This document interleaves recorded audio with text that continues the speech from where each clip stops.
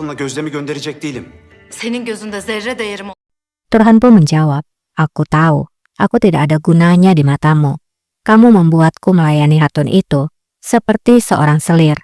Ibrahim pun menjawab, Turhan, jangan menguji kesabaranku. Kamu masih berada di sini setelah apa yang kamu lakukan pada Jarife. Ketahuilah, itu karena demi anak-anakku.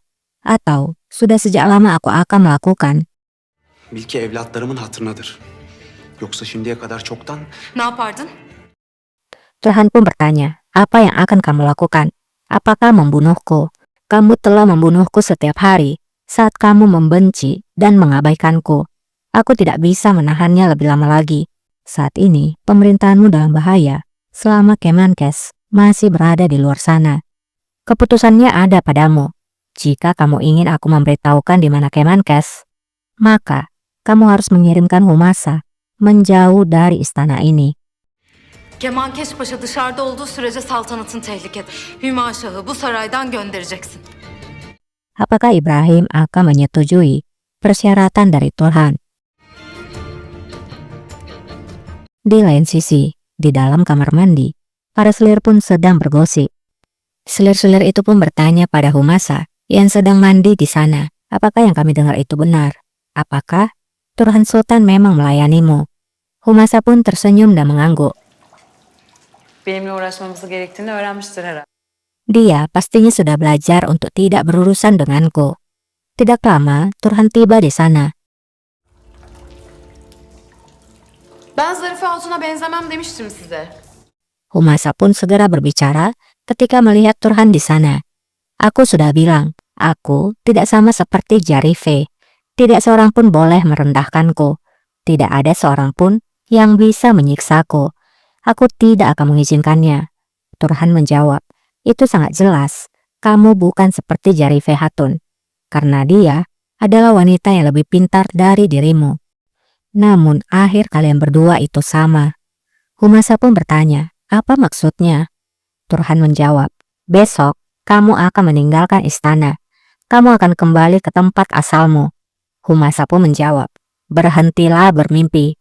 Sultan Ibrahim takkan pernah mengizinkanmu untuk mengirimkanku. Turhan pun menjawab, raja sendirilah yang akan mengirimkanmu. Dia sudah membuat keputusannya sendiri. Humasa pun menjawab, kamu pasti berbohong. Mengapa raja harus memutuskan hal itu tanpa alasan? Turhan menjawab, aku tidak tahu. Kamu bisa menanyakannya. Tapi jangan khawatir, kamu akan kembali kepada tunanganmu. Ketika kamu punya anak, maka kamu akan melupakan hari ini. Çoluk çocuğa karışınca da bugünleri unutursun.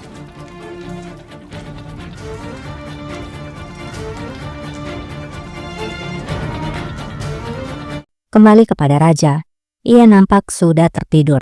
Namun kemudian dia mendengar suara-suara dan membangunkannya.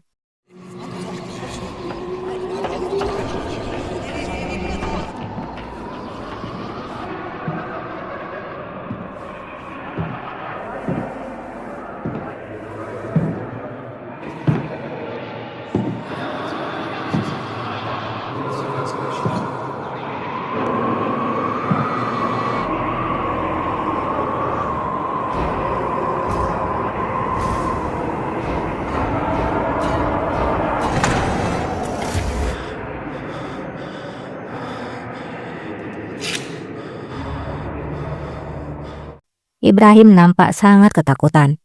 Ia melihat bulu yang ada di sana dan teringat kembali dengan perkataan Humasa.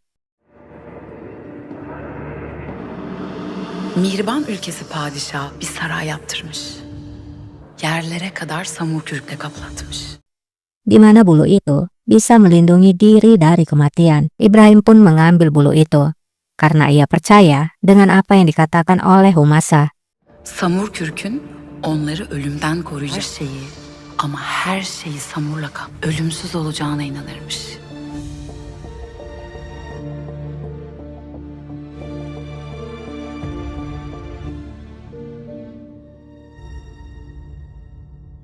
Pagi pun tiba. Kemenkes nampak sedang bersiap karena dia akan meninggalkan ibu kota. Dan tiba-tiba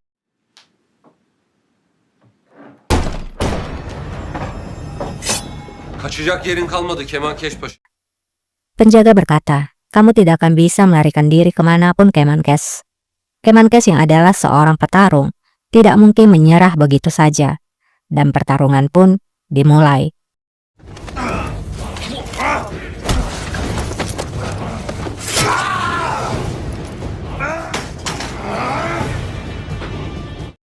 Namun sayangnya, karena kalah jumlah, Kemenkes bisa dilumpuhkan. Cinci yang sudah melihat Kemenkes telah ditawan, ia pun lalu masuk ke dalam. Padişahımızın gazabından kaçabileceğini mi sandın Kemankeş? Cinci berbicara, apakah kamu pikir bisa lepas dari kemarahan Raja Kemenkes? Bahkan Qasem Sultan tidak akan bisa menyelamatkanmu kali ini. Setelah mengatakan kata-kata itu, Kemenkes pun dibawa. Kösem Sultan bile kurtaramayacak.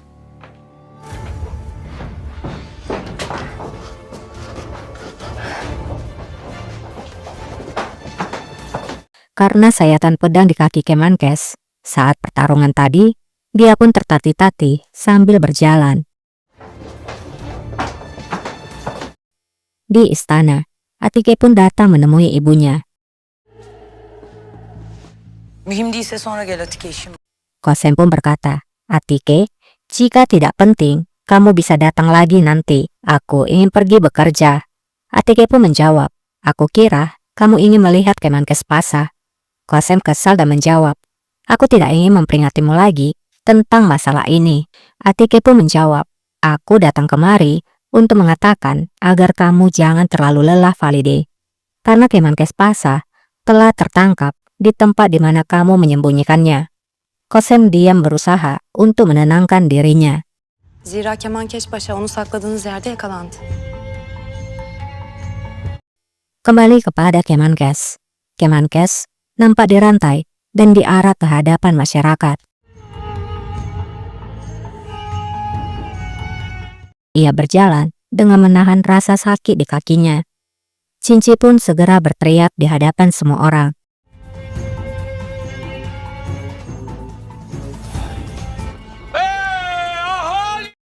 Hai orang-orang, dengarlah. Wazir Agung Kemenkes Mustafa Pasa dihukum karena memprovokasi Janisari untuk membuat pemberontakan. Dan atas pengkhianatan negara ini, maka Sultan Ibrahim memerintahkan akan mengeksekusinya di Yayasan Amal milik Valide Qasem Sultan. Kemankeş Mustafa Paşa hainliğini devlet Sultan İbrahim Han emriyle idam olunacaktır.